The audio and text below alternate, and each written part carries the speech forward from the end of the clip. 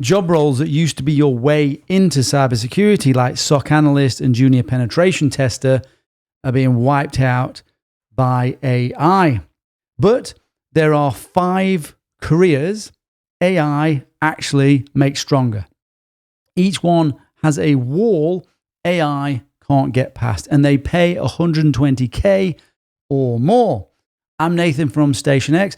I spent 30 years in cybersecurity and trained over 500,000 people to get in. And I built this AI job risk index thing completely free, and it scores 3,500 jobs against real, actual evidence. So we're talking hiring data, wage trends, what AI can actually do today, and constantly monitors for change in legislation and technology.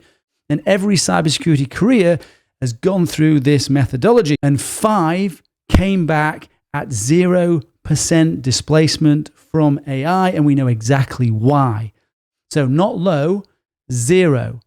5 careers, 5 walls. Let's get into them. First career is digital forensics analyst. These are the people who investigate breaches.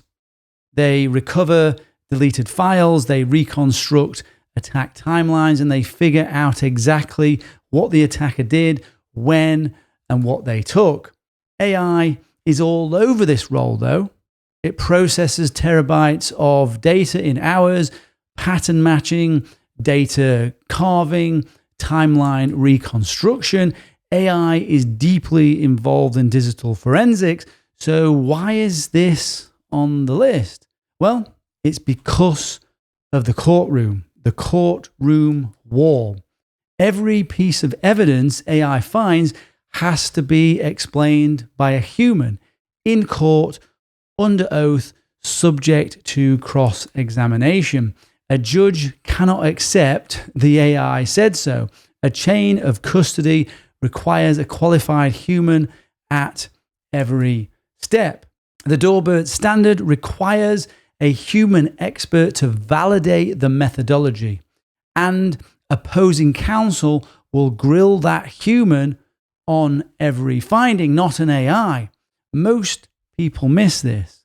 The more AI finds, the more work forensic analysts actually have. AI doesn't replace the analyst, it creates more evidence for the analyst to present. That's a force multiplier, not a replacement. And digital forensics analysts earn $117K to $182K and up. On our AI job risk index, as you can see, this role scores 61.1, which is good. That's a green zone role, human essential.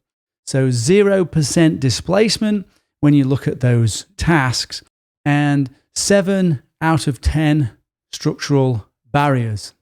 So that's all good news. If you're finding this helpful, by the way, hit the like and subscribe. I've got super important videos about AI and your job coming up very soon that you absolutely don't want to miss. So digital forensics is protected by the legal system, but not every AI-proof career needs a courtroom. The next one is protected by something AI literally cannot replace. The second career is OT, or ICS security specialist. OT, that stands for operational technology, and ICS for industrial control systems. Put simply, these are the people who secure things like power grids, nuclear power stations, water treatment plants, oil refineries, manufacturing, and so on. The systems that actually make the real things work. Now, this career has the strongest physical protection against AI of anything that we're scoring today. The wall here is, well, partly the air gap. Now, you cannot hack a power plant in Texas from a laptop in San Francisco if they are not connected together. These systems often are air-gapped, physically disconnected from the internet. AI tools that need cloud connectivity, then they're useless in this situation. But it goes deeper. Some of these environments still run on equipment that's 30 or 40 years old. And they will always run on systems that are older than what our frontier systems are, because we just need to keep them working. We don't need them at the cutting edge. San Francisco's train control system still boots off a 5.25-inch floppy disk, so I've read, every single day. So if you've never seen a floppy disk in real life, well, that's the point. There's no API for AI to connect to, no cloud endpoint. There's a human physically on site loading a disk, and every facility is configured differently. The stakes are safety critical, explosions, chemical releases, cascading blackouts, and avoiding the connectivity that often really shouldn't be there in the first place. No organization on earth is letting AI autonomously make decisions fully and completely in that environment. And regulators agree. We've got the NERC CIP and we've got the IEC 62443, and they mandate human audits and human oversight. JobZoneRisk.com calls OT or ICS security one of the most AI-resistant cybersecurity specialisms. It has a 10 to 15-year structural flaw that digital-only roles don't have. So ICS specialists, OT specialists, they earn 130K to 180K at mid-level, and you can go up to 231K or around there. 0% displacement, 7 out of 10 structural barriers, which is really good. Second only to roles like the electrician. And each of these careers I'm going through has a different entry path, different certs, different skills, and picking the wrong starting point really can waste months. So I put together a free career guide that maps it all out for you if you're interested in these AI-resistant careers. So links in the description. ICS is protected because AI can't always physically get there, and regulations just simply needs humans to be there. The next career is protected by a different reason. It exists because of AI. The third career is AI security engineer. There's different roles, so we're going to put it into one general role, but there are actually multiple roles within AI security. This is the person who breaks AI before attackers do. They red team large language models, test for prompt injection, find adversarial vulnerabilities, and design security architecture for AI. Super interesting role. This career didn't exist 3 years ago. So the wall here is accountability. It's the accountability wall. Every company deploying AI now has to answer one question: who's responsible when it goes wrong? And they do go wrong, and people have gone to court. So the EU AI Act enforces, for example, from somewhere like August 2026, it mandates human oversight for high-risk AI systems. Penalties hit 35 million euros or 7% of global revenue. And of course, that's the trend that we are seeing. So you've got NIST or NIST, AI Risk Management Framework. It requires a documented human in the loop for federal AI deployments. So that's the trend. Everybody does not want AI running on its own without human oversight. So there's your wall, there's your protection. And no cyber insurer on the planet will underwrite a policy that says the AI signed off on itself. You cannot have AI certifying itself as safe. It doesn't make sense, does it? Well, maybe one day. The demand is compounding. Every new AI deployment creates a new attack surface needing a qualified human signing off. AI is also going to become the infrastructure layer to everything we do, and also how we work as individuals is going to be driven through AI AI-driven engineering. So job postings for AI engineers rose 143% in a year over the year in 2025. AI security engineers earn 180 something on average. With specialist roles, they can hit 200K, 280K. Name your price if you're working for one of those top companies. Now, the JobZone score for it is 79.3, so that's super high if you check out JobZoneRisk.com, the highest of any of the careers in this video. So there's 0% displacement, which is really good. So if you want to break into a role like this, which I know a ton of people do because I get messaged all the time, I put a link in the description to help you get into AI security engineering. So see the AI security engineering link. The next career, though, it decides whether those systems should be deployed at all. The fourth career is an AI auditor. Also, there's AI governance, but we're going to focus on AI auditing. Now, this person who evaluates AI systems for biases and compliance and safety, they're the brake pedal on AI deployment. Every company rolling out AI needs someone checking it, and especially those big frontier companies, checking it works and that it's legal and that it doesn't have these biases, which can also be against the law. So the wall here is recursive dependency. You cannot use AI to audit AI. So it's the same sort of message again. That's asking the student to grade their own exam. And if the AI has a bias, so sometimes they can be racist or they can believe that a certain thing is true when it's not based on the data. So using AI to check for that bias creates a circular dependency. And also, it may not be able to identify it because it's a flaw in itself. So the auditor has to be independent. And that, of course, means a human.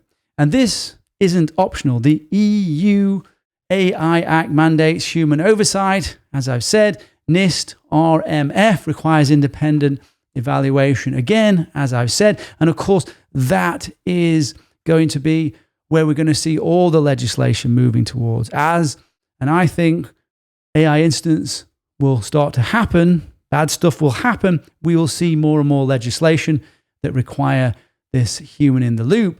So every major AI regulation being written right now requires a human in the loop, and I think it's only going to get stronger. So the more AI gets deployed, the more auditors we need. This career doesn't just survive, it scales with it. It scales as AI grows. So AI auditors, what do they earn?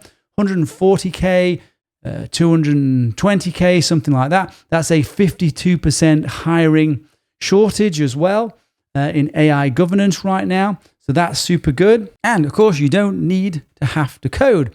If you have GRC or compliance background, this is your entry point into AI without needing to write Python or to be too deeply technical. Now, let's look at the scores. So the JobZoneRisk score is 72.3. So that's deep green, which of course is accelerated by AI. 0% displacement, all really super good. The AI auditor is protected by a logical dependency. AI creates the demand. Now, the last career is protected by something more primal. When everything goes wrong, people want a human in charge. The last career is incident response specialist. This is the person who leads when a break hits. They investigate the attack, they contain the damage, they coordinate with executives, legal teams, and law enforcement, often at 3 a.m. I can vouch for that, with the business on fire and you on the other end of the phone and rushing into the office. So the wall here is crisis leadership. It's seniority in decision.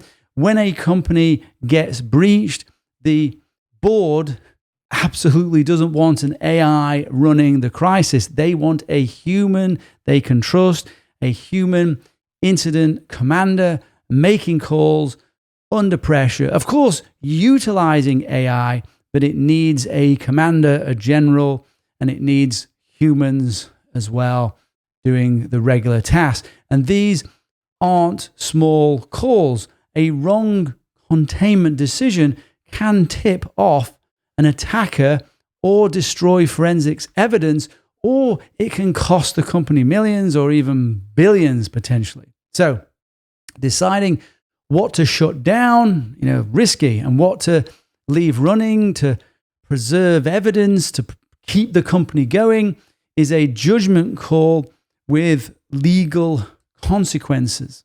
AI tools like SOAR and XDR handle the routine. They cut triage time on common alerts by up to 80%. So that, of course, is all real. But complex incidents, supply chain attacks, cloud breaches, multi-stage campaigns are growing faster, and the playbook is going to move towards AI. AI handles the noise, it handles all of the stuff that needs to happen at speed, but strategic decisions, humans need to handle this in the crisis. And regulators, of course, agree. GDPR, HIPAA, PCI, DSS all mandate human judgment in incident response. Breach notification decisions, what's reported, when and by whom, it requires a human determination, of course. So, incident response specialists, they earn $124K to $175K and higher, depending if you're at the big organizations. Now, the JobZoneRisk score, 52.6. So that's green, very good. And it's transforming at the moment. So 0% displacement, 85% augmentation on those tasks. AI makes this job faster. It absolutely does not make it redundant, as I've shown you. So which one of these careers do you think is for you? If you've got investigation instincts and patience for detail, then it's digital forensics. If you want a hands-on world AI can't reach, then you've got industrial control system security. If you've got a developer brain and want the highest pay in the video, then AI security engineer is good. You don't need to be a developer, but if you just have that sort of logical brain, that would be good. If you can read a regulation and translate it into action, then that's an AI auditor. If you stay calm when everyone else is panicking, then incident response.